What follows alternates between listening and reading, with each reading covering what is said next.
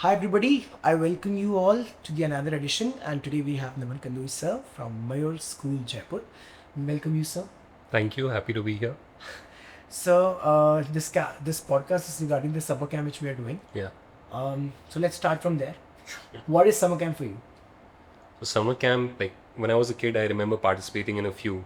Some were organized by, our school. Some were organized by neighborhood, and they were always something we look forward to. Something to make new friends, a place to make new friends, a place to sort of work on your personality development. I think that was the buzzword back then, that you join a summer camp for personality development. So, but it was always a good time, and we for me personally, it was hanging out with my cousins because all of them would come over to Nani's house, Yeah. and then there were 10 of us, and all 10 of us would participate in the summer camp together. So summer camp is just fond memories of spending time with cousins, making new friends, and just getting busy over the summers and not watching TV at home all day long. So, yeah. So what do you think? What is the best activity according to you which a person should pursue in camps? In summer camp, I think two of my personal favorites would be participating in any kind of sports, so like some kind of physical exercise. So maybe football or swimming. Swimming is always great in summers in Jaipur, and along with that, some art, because in sports in the ground you're being aggressive, it's competitive, but you also need the other side of the spectrum, right, where you can have a more internal journey, more reflection on your experiences, and then just express that for the world. So I think a combination of art along with sports is a great thing for summer camp. How it's different from regular sports? Like because I believe people do sports for the whole day, Yeah. like whole year. So how you differentiate it? So I think summer camps are less agenda driven. Yeah. So your annual sports program is like, okay, you want to get into your school team, or you want to participate in an inter-school competition. So you're driving for selections and whatnot. And over summer camp, it's pure fun. Like you're playing for the sake of playing. You're not really keeping an agenda in mind. You're not competing to get ahead. You're competing to have a good time together, right? And I think there are So labels that I am footballer, I'm a swimmer, but in camp they can explore they can multiple. explore other things also, because it's low commitment from the students as well as the families. It's a good time to explore. So I think it's less daunting for a child to try out something they've been afraid of but secretly wishing to try. Like I remember I was terrible at football, and it was at one of these summer camps where I was like, okay, I want to try football. So precisely what you said, like it gives you an opportunity to explore at low stakes. So Yeah. So personally, your favorite is football, as you mentioned, and I think maybe. no, I wasn't good at football, so it was my like kind of a guilty thing that I want to try without being judged. So this was a safe space to try. Like in school, if you try football, people are just going to know you're not good enough to make the team. So why don't you join a different sport? And summer camp is something. Okay, I've always envied those who played football. So this is a safe space to try. It's If yeah. True. What about art, sir? Art is something that was very close to me as a student in my early years. I still remember I couldn't draw a straight line. I don't think I still can, but feedback from my teachers was always promising in school. So uh, art was a very personal journey. I felt like there is something I can create that others would also value. And until that point, as a student, as a child, uh, you don't find that self-esteem. You feel like whatever you're doing is for your own sake, and it will not get appreciated uh, by your peers or by your family beyond your parents. Yeah. But art was my calling. It was something that kind of gave me my unique space, that Naman is an artist, and he creates good art, and I was appreciated. I won a few competitions, etc., and got recognition for it. So that was the first thing I personally got recognized for in my own peer group. So it's always special to me. So in this summer camp, you also saw, and we are doing multiple activities. So one child is not limited, or Yeah. there's no box where we are fitting the kids. When because art is very diverse. So what do you think the activities which kids are doing? What was your take on that?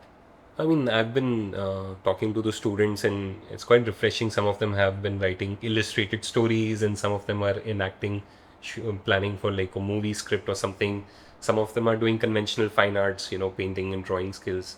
So I think there's a good spectrum of uh, art opportunities that has been made available to them, and it's quite refreshing. Like some of it, personally, I could not have thought of, but with Kriyar's help, like we've been able to introduce it to all the students. So I think again, like with sports we were discussing, it's more about exploration. So maybe uh, creative storytelling is something that a child wanted to try their hand at, but were afraid of judgment from their teachers or something in school, never gave it a shot, and now they are. So it's refreshing because art is expression. A lot of times, I'm an engineer, right? So we get into a lot of discussions around STEM, and the new buzzword is that it's not STEM, it's STEAM because you include art in it. But when I ask people that what are you thinking of art when you include it in STEM, they're mostly talking about design. Yeah. And that's one distinction that I'd like to make here, that design is for an objective, design is for solving a problem. You design for a certain design brief, right? And art is pure expression. It's got no objective in mind. So I don't think art in STEM really works well. Art is its own good thing. Why do we have to just plug everything together? So let your summer camps be more about art and less about design, because children should have that time and space during vacations where they are exploring without fear of judgment. So I think pure art is just beautiful, and what you guys have been able to create at Mayur as part of the Kriyar summer camp. This is Act 2 actually summer camp with Kriyar. Yeah. Sir, there is when you talk about art, so art of teaching is very important point, and I think you will be coming for a very interesting topic, which is education in 2045. Yeah. So why 2045 first, and how it will look like? So I think I think we mixed up a few things. It's education in 25, but for 45. Okay. Right? Because we can't educate kids for today. Like they're ready for today. They're doing well enough, right? We need to get them ready for a world that is unseen by their parents, unseen by us, and we have to kind of preempt what kind of social currency, professional currency, what kind of personal skills, tradable skills can we develop so that these kids can have a fulfilling life when they reach that independent adulthood. Yeah. And success, we all often say, like, who decides what is success? Yeah. It's up to the individual, but I think a fulfilling life will always be considered as a successful life or a well-lived life, right? So fulfillment is again a personal barometer. Like what is fulfilling for you may not be fulfilling for me.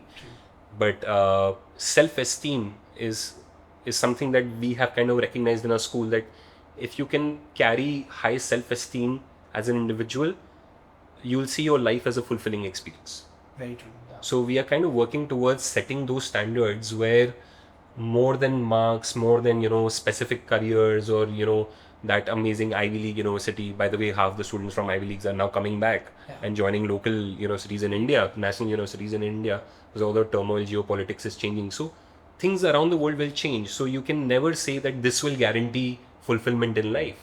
So the one thing that can ensure guarantee of a fulfilling life is high self-esteem. So as an educator, that is what we are looking to do in our school. Like, how do we create a program out of science, math, art, music, debates and everything? How do you use all of this to build high self-esteem in students? And all integrated. Yeah, like kind of, even if it's happening in silos, it's okay. Like in a math class, they're just doing maths, right? It's not necessary they're bringing in geography into the maths room, but all of it has to like sort of grow into high self-esteem for a student. Like that's the ultimate goal to succeed in 2045. Yeah. And that is what we are working on in 25. So perfect. I think so this 2045 is the vision of our nation also. So it's aligned with them. Absolutely. True. So first of all, sir, we would like to thank you to have Mayur School in Jaipur for us. It's a big win-win situation, because everybody is heading towards Jodhpur and Ajmer, but now we have in Jaipur. So how this is unique, and is there any uniqueness or difference from that, or it's the same? See, so our collaboration is with Mayo College General Council, and that's not just Mayo Boys College, which is the preeminent school in Ajmer. MCGC operates 3 schools there. There is Mayur School Ajmer, there is Mayo Boys and Mayo Girls. And all 3 have their own flavor and nuances, and they all run a different curriculum. So in fact, there is no one Mayo way of doing things. Yeah. And partially, I was strongly opinionated about how education needs to be. But given the city's expectations and all, it was just prudent of us to recall a good strong brand name. So for us, as a collaboration, or you could likely think of it as a franchisee, Mayur made a lot of sense because of its connection with that 150 years of legacy that MCGC brings, but also because they don't believe in standardization. They say we have standards of our ethos and of our culture, but there is no standardization. How do you get to that ultimate goal, that zenith? Is entirely your individual journey. So I think what's unique about Mayur School Jaipur is that even though it can draw upon that 150 years of experience, we have like experts on our board of management and panels, and continuously we are visiting Mayo schools, Ajmer schools. Their team and their sort of committee members are every other month they are visiting our school, sort of guiding us, letting us know what are the common pitfalls. But at the same time, they allow us to remain very innovative and agile at our end. Yeah, true. They're not saying that this is how Mayo does it, so this is how you must do it. They're not creating a box. Yeah, they're not creating a box, exactly. They're setting standards for us, but not expecting us to follow standardized approaches. So this was the perfect blend for our school to thrive, where we can bring our flavor of what education means to us, couple that up with Mayo's legacy and experience. That's the best way to do it. And I mean, how many organizations, not just schools, how many organizations in our country have remained relevant for 150 years in their domains? And the same level, sustainability. Yeah, sustained high relevance level, being at the top of the game for 15 decades. So when we talk about education in 2045, Mayo has successfully reinvented itself every decade to remain relevant, right? So that is what I want to learn from them. How do we remain relevant for 2045 and then 55 and then 65 and then 75? That's transferred to the kids. Exactly. Absolutely. So Amazing, sir. So, what exactly, if I ask you for 3-4 pointers, what parents will get in one, in pointers from the talk show which they're going to attend? see, the talk show, I'm at the intersection of being a school promoter, an educator, I think. So I do take enough classes in my school. Yeah. And also, I just did this. I'm sorry to cut in between. I had a word with the kids. I told them who's your favorite teacher in the school, and I'm not making it. I mean it. They said Naman sir. मैंने कहा what? Don't make a lie. मतलब Naman sir तो आपसे मिलते होंगे. How? No, sir. He just enters in the class and he start teaching. Yeah. Okay, he teaches some subject. Yeah. No, sir. When the moment he comes in the class, he continues from the same topic, and the way he teach, we love it. So, you. thanks for bringing that to my attention. I feel good about myself, because sometimes I feel like my teachers, like they give me a scorned look every time I go to the class. Ki ye fir aa gaye, he's going to hijack the class now. But as long as the students are loving it, I guess it's worth it. But yeah, so I'm also a parent. I've got a 9-year-old and a 6-year-old in Mayur now, both of them. So I'm at that intersection where I feel the pain of a parent when my child is not able to do something that I expect the schools to teach them. I'm also a teacher, so I know the problems of managing a class full of 25 students, who have different energies and personalities. And I also know what are the budget deficits that a school can run into, and how to handle parents and public relations, etc. So I think in that talk, I'd just like to give parents that perspective that educators, school owners, and teachers, everybody is working towards the same goal. But Yeah.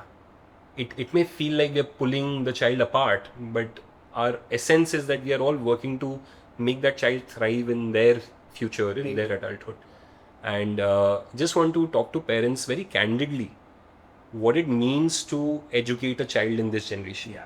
Because sometimes I feel like, in fact, I'm not a strong proponent for social media, but this post came on my Instagram feed where they said, 2025 is 30 years after 95. True. But 1965 was also 30 years, exactly 30 years before 95. Yeah. We as students in 95 were not educated the way our parents were educated in 65. Very true. But in our current generation of parents in this student crowd, I think a lot of parents expect their children to be taught in 2025 how they were taught in 95. But it's the same time frame, right? 30 years. So parents need to really understand that these kids cannot be educated the way they were educated. True. Their world is very different, because we were trained for our generation, for our world.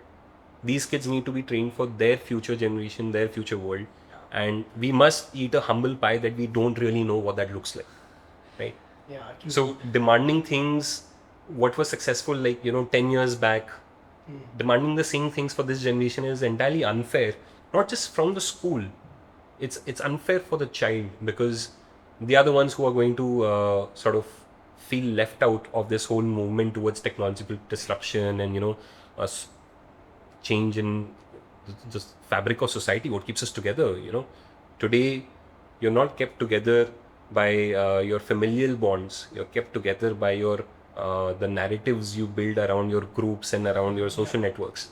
So we need to recognize these changes, and we need to recognize the coming disruption with AI, the whole world changing its job construct, what it offers to freshers. And future job looks like very different. It's going to be very different. So as long as we are open-minded enough, I think we can all work together to figure this out as the time approaches, right? But we need to come with an open mind, and that would be my biggest appeal to parents in that session, that education in 2025 needs to be open-minded, because we honestly, not many people can figure out what will happen 2 years down the line. This we are talking about 20 years down the line, right? So A personal question, sir. yeah. You're a parent. Yeah. So as a parent, what responsibilities you see towards your child? Because again, I'll share one of my experience from the camp itself. Yeah. I was with the kid. I told him, just do an Damshras was the game, and I said, okay, act like a father, and I act like a child. I spoke to him. Ki, Papa, can I just share my concept note regarding what I'm going to improvise? He said, no, I don't have a time. He was acting like a father, and he was like this, no, I don't have a time. मैंने कहा, okay. So फिर I said, okay, let me know when you are free. I will tell you whenever I'll be free. Sir, Papa कब होंगे? I don't know. कह दिया ना अभी. So I'll give you a tight slap. That's what a kid did. Yeah. So he enacted what he received. Yeah. My point is, when there is a lot of expectations at the end of being a parent, right? Yeah. But what about the responsibilities which they take care? So I wanted to know something about that. How you manage as a parent? So as parent, I'm sorry to say, but I'm probably not as good as I demand from others, other parents. But see, we are products of our environment and our upbringing. So we were in a very conventional household, and where we were mostly attended to by our mothers. So I kind of had that expectation that my mother and my kids' mothers, my wife, will be taking care of the kids for their daily routine needs and all. But having entered this education domain over the last 5 years, I have really changed that perspective, that kids need that time and bond with their fathers. And I think I'm one of those dads who doesn't like to have an agenda with my kids. Like, Yeah. when I spend time with them, I take care of two things. One, it's not driven by any agenda. कि हम swimming सीखते हैं जिससे ये एक दिन swimmer बन जाए और नेशनल्स खेल ले, नहीं. Swimming करें, we are going to splash around in the pool without any aim or objective, right? So no agenda. And second thing is undivided attention. So I may just be able to spend an hour and 15 minutes with my kids before they go to bed, after work, etc. But that hour is exclusively for them. I will not attend my phone. I will not listen to music in earpods while sitting with them. When I'm with them, and I'm with them, like physically, emotionally, mentally. I think that's one of the key differences that I've seen. A lot of parents do give time, and but they kind of muddle it, right? बच्चों को पढ़ा भी रहे हैं तो बच्चा अपना homework लिख रहा है, but you as a parent are still scrolling your feed. वो बच्चा बीच में डाउट पूछने आता है, so you also get frustrated because you get interrupted. Like, क्या है, आपको इतना सा नहीं आता? So I think my parenting style is, it's not about how much time you give, it's the quality of the time you give. So quality of time should be, I'm not going to judge you, we don't have an agenda, we're just going to have good time, and you're going to have all of me for this 1 hour, or how much ever you can manage. Yeah. And then on weekends we do try to have a family outing, we go for lunch or coffee together. Kids need to see their parents as people, and that's one difference between my parents' generation and now. Because when we were younger, it was like our parents can do no wrong, they will make no mistakes. Unhone keh diya is like gospel truth for us. But at some time in some age, that delusion will shatter. Yeah. And you will see the cracks and faults in your parents also, and then a lot of kids can't process that. So I think as a parent, we do try that our cracks are visible to them slightly early also, because these kids are smarter and maturer than we were at that age. Very true. So I do try and reveal like my my faults, my failures, and talk to my kids about it so that they can accept their failures also. Because if they see their parents as superhumans, then they'll feel like they are not good enough because they have faults. Yeah. So it's very important as a parent to reveal, to be vulnerable in front of your kids that you are not complete either. And what makes you complete is the family that you have. So kids will also start leaning on that, family and build stronger relationships because they'll learn to be vulnerable around those who they trust. We become too guarded in this social media age. We have this projection of our life that is not our true self. And that leads to the over expectation of the parents and very unhealthy competition for the kids. Yeah. And I think that hampers kids a lot. Yeah.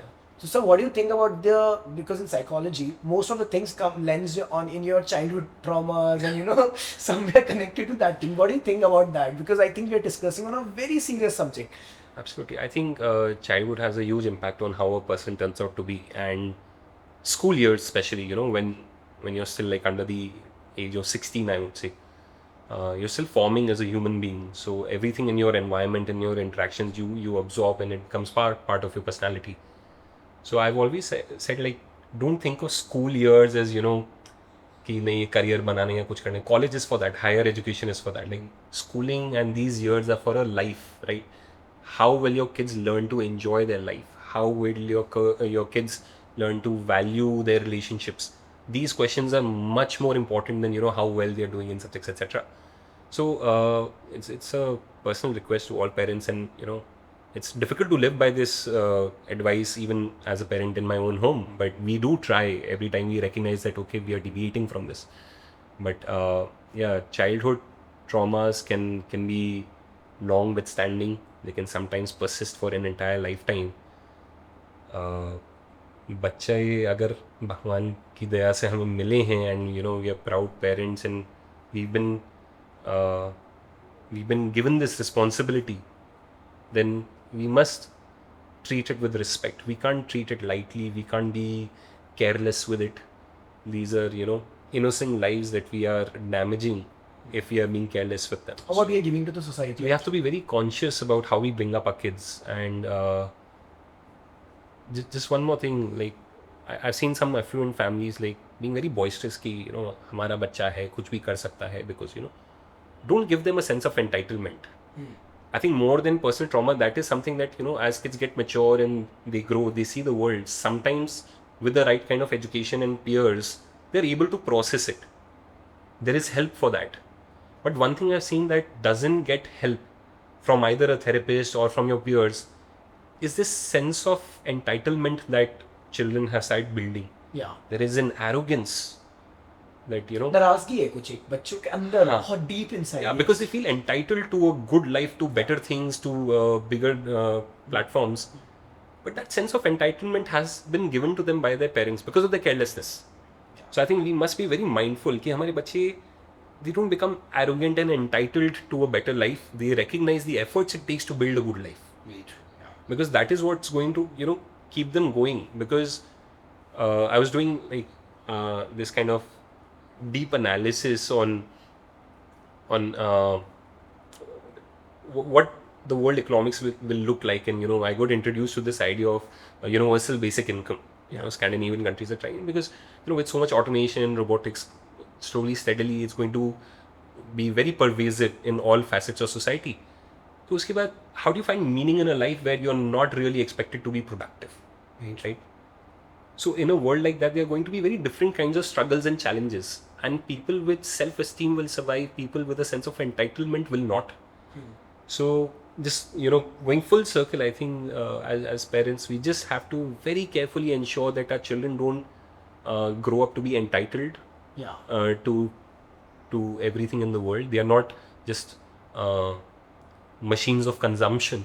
True. But they have a positive life force about empathy, about integrity, about having their own autonomy as an individual, as an agent in the world. Like, do you decide, or is your social world, your peer group, or everything else is deciding for you?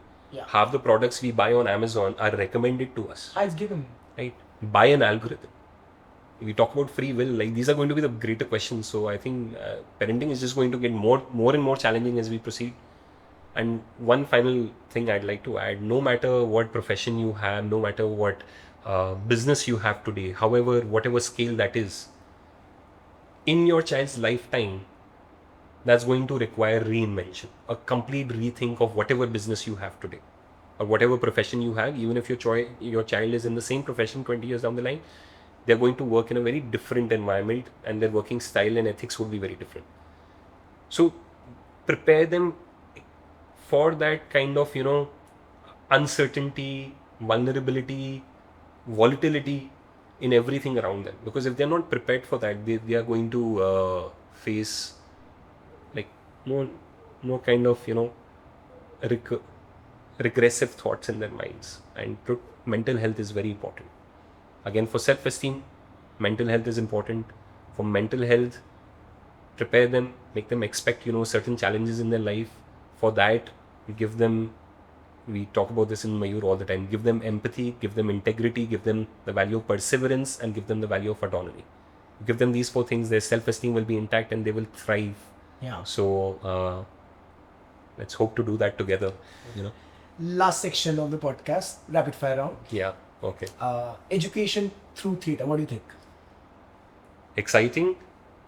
Doesn't work for everything. I feel like you can't teach technology through theatre, but yes, social sciences, languages, it's a more interesting way of immersing yourself in your learning. Mental well-being. Mental well-being, critical, very, very essential, because it's the foundation for everything you're going to, lay on top of the child as experiences and as learning. So shaky well-being must be addressed first. In our school, we have the first phase of a school is called Anand. Just like make a positive environment first, and then everything else will fall into place. So why there are the different names of the classrooms? I can see different names of the Yeah, so we got stages for learning. So we start with stage Anand, where it's joy for learning, joy for life. Then we move to stage Kalpana, where it is creative energy, channelizing creative expression and everything. Then it is stage Jigyasa, where you get curious about the world and learn about how different models of economics, of technology, of politics operate in the world around you. And then finally stage Sadhana, where you have like explored enough and now you persevere, you go deep into your selected domains. So our parenting style, I think साधना के बाद contribution भी होना चाहिए. हाँ, तो साधना के बाद actually school का टाइम खत्म हो जाता है, but what we propose in our pitch, in our prospectus is Chintan, the stage of Chintan, which is reflection. Now, everything I've done, everything I've learned, what am I going to make of it and give back to society? Yeah. So. True. Another point is, okay, so I'm receiving so much. And I got like this, okay, it's exciting. I'm also Chintan. मेरा भी Chintan starting है. Okay, that whether I'm doing right or wrong, reflection हो रहा है. Cool. So, sir, absent parent. What do you think? Absent parent के लिए तुरंत क्या बच्चा होगा? Better than being a bad parent. Being a bad parent. Wow. Right. So if you're an absentee parent, बच्चे को किसी अच्छे बोर्डिंग स्कूल में डाल दो, आपके ग्रैंड पेरेंट्स के साथ रह लेगा. Like they need positivity around them. So not being there is of course not a good thing, but it's definitely better than being a negative influence on your child. And what is negative parent? Being too aggressive, laying on your expectations, your failures onto your children. Yeah. Being violent with your children. Unfortunately, we still see that with certain families today. So I think to those parents, I strongly recommend आप बच्चे से irritate हो रहे हो, उसको किसी hostel में भेज दो. You live your life, let them be. They are safer, they are better. Aware parent. Aware parent, great. Have discussions, but don't be skeptical. Usually, aware parents are always skeptical of the school. इसको तो हमेशा कुछ गलत ही कर रहा होगा भाई. Your awareness. That is too much aware parent. No. There's nothing like too much awareness. Like with awareness, there should be self-awareness also. Very true. Yeah. Be aware, be self-aware, and be empathetic with your school. Yeah. Right? Then it's perfect. So, in continuation of the same topic, responsibilities of schools are defined. What about the responsibilities of home? So I think the home is a more important environment for the child than the school. Although parents love to say कि सारा दिन तो school में ही रहते हैं, फिर tuition चले जाते हैं, अकेडमी जाते हैं, तो हमारे को कितना time. That's your problem to solve. Like you create time with your kids, but I think the most important role and responsibility of the home environment is to give the right set of values to your child. And again, like I heard another principal say this in a talk, like the one thing that we expect from home is send a respectful child to school. If the child is respectful towards their teachers, they'll learn, they'll thrive, they'll grow. So I think if the home environment can ensure just this strong values and being respectful towards your teachers and elders, that's as much as you can hope for. I think because kids should be in the receiving mode to receive something. Yeah. Because I see that sometimes they're not in receiving mode, and parents then complain. So that's And being respectful doesn't mean that you can't ask questions. yeah, true. Nobody's saying don't ask questions or don't give constructive feedback or don't be critical of things, but be respectful in whatever you do. Listen to your teachers when they have Gratitude is must. Gratitude is must. Right. All right. Thank you so much, sir. It was a wonderful talk. I love it. I think one message which you want to give to the parent, because I believe this was first time in Jaipur where we are doing at 15 locations simultaneously, and you all are supporting us. I would mention here that the best activity which we are doing this year is we did mental well-being. Every day we are giving them one respect, one values, whether it is respect, empathy, attitude, and by the end of the day, we are making a vision board. Okay. And in that vision board, they are, introducing each things and they're putting something over there. If I'll ask you, according to you, one recommendation which every child should put in their vision board, but like anything, Any like value system, any whatever you feel, the value or maybe a direction which you want to give to the kid, that should be there in their vision board. As a parent, also you can say, what do you want in your child vision board? I think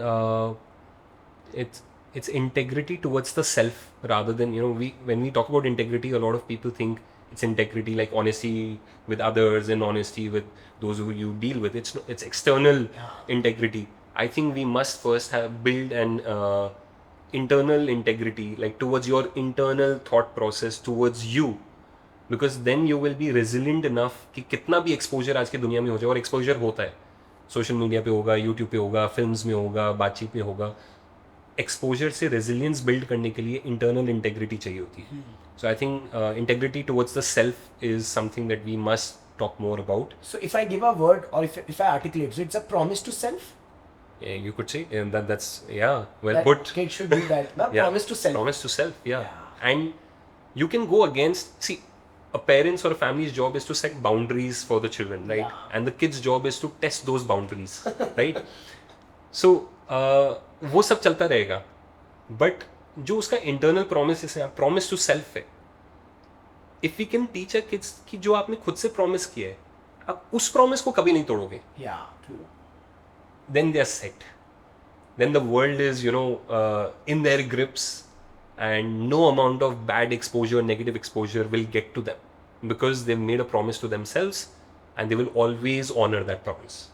And that I think is very well put. I'm going to use that. So, And last one, great job. a letter to a summer camp from your side, as a Mayur school representative or as a parent, like whatever you want to say, because we are doing it for every kid, and we want that letter should be delivered so that every year we can follow and we can revolve. As you said, that we are all aligned with the idea of evolving. Absolutely. I think I've been observing a lot of summer camps which have become too dense with activities like ये भी कराना है, ये भी कराना है, communication class भी करानी है, junior shark tank भी कराना है, entrepreneur भी बनाने हैं. It's like too much happening. And I think there are too many targets to hit. And it's vacation time for kids. They deserve that time to enjoy their vacation. So the summer camp should never feel like another task to get completed, right? So मुझे ये लगता है कि आप अगर vacation पे जा रहे हो और मैं आपको बोलूँ वहाँ जाओ, एक एक कैथीड्रल की हिस्ट्री के ऊपर रिपोर्ट बना के, प्रोजेक्ट बना के लाना और आके मुझे दिखाना. So that's not, you're not going to enjoy your holiday as much, right? Because you'll always have this pressure of the task to be accomplished. And that is not exploring, that is actually chasing. Exactly. So we are not making chasers. So I think summer camp में जो भी हम बच्चों से करा रहे हैं, let's keep the expectations very low. Like let's not be very task driven or agenda driven कि ये tasks complete करानी हैं. And I do disagree with one of those things of having that parent exhibit day. I personally feel like it puts a certain level of pressure on the child that my parents will be observing, so I must do this at a certain standard. So they might choose to remain in their comfort zone where they operate well rather than exploration that we were talking about. So parents, if you do come for the exhibit that is being organized, don't be critical, don't be judgmental. Just give positivity to your child that it was time well spent and work well done. And that's about it. So on 15th also, sir, we don't.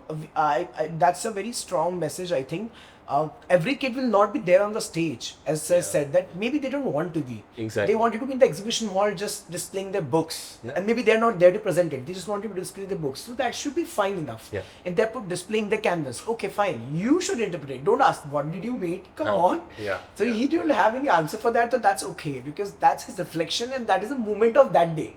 Absolutely. So I think that is what, give a mindfulness to the kid, yes. Exactly. Sir, a call out that you're coming on 15th. I look forward to seeing all the parents and the children who are part of this extensive summer camp across multiple campuses at RIC on 15th of June.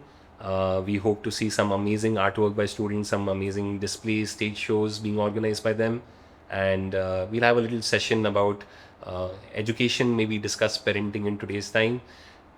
So big thanks to Act to Action Summer Camp for helping Mayur School Jaipur organize this in our campus and in campuses across the city. It was a great experience for everybody involved, and I personally learned a lot, and I think we found partners for life in doing summer camps in the future as well. Thank you. Thank you, sir. Thank you so much.